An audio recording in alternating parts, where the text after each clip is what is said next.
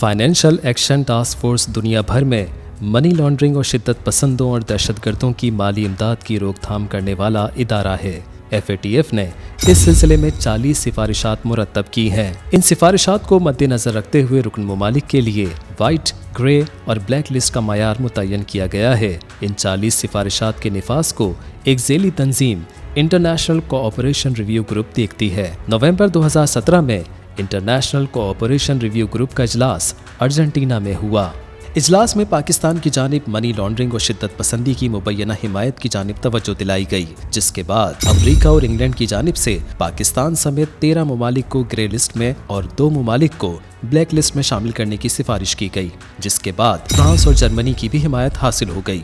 इस तरह पाकिस्तान 2013 से 3 साल तक ग्रे लिस्ट में शामिल रह चुका है। साल 2018 में पाकिस्तान को दोबारा ग्रे लिस्ट में शामिल किया गया तो इसे माली मामलात और कवानीन को FATF की 40 में से 13 सिफारिशात पर अमल पैरा देखा गया, जिसके बाद पाकिस्तान को बाकी 27 सिफारिशात पर अमल दरामद करने के लिए मजीद 1 साल का वक्त दिया गया।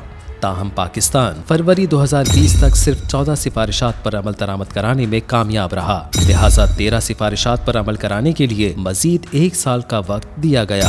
अक्टूबर 2020 में FATF के होने वाले इजलास में 6 सिफारिशात पर अमल दरामद को गैर इत्मीनान करार दिया गया और फरवरी 2021 तक पाकिस्तान को इजाफी वक्त दिया गया। इस तरह FATF की 40 सिफारिशात पर अमल दरामद के लिए पाकिस्तान तकरीबन 3 सालों में 34 शराइत पूरी कर चुका है, बाकी 6 शर्तों पर अमल दरामद करना बाकी था। 25 फरवरी को 3 रोज़ा इजलास के बाद FATF ने पाकिस्तान को मजीद जून 2021 तक का वक्त दिया है, जिसमें 3 सिफारिशात पर अमल दरामद अभी बाकी है। जिन 3 सिफारिशात पर पाकिस्तान को अमल करने की यकीन दहानी करानी होगी, उनमें नंबर 1, कानून नाफिज करने वाले इदारे इस बात की यकीन दहानी कराएं कि दहशतगर्दों को माली मुआवनत करने वाले अफराद के खिलाफ तहकीकात की जा रही हैं, नीज़ कलअदम तंजीमों के खिलाफ भी कार्रवाई की जा रही है। नंबर 2, पाकिस्तान इस बात की यकीन दहानी कराए कि दहशतगर्दों को माली इमदाद फराहम करने वाले अफराद और तंजीमों से वाबस्ता अफराद को गिरफ्तार करके उन्हें सजाएं भी दी जा रही हैं।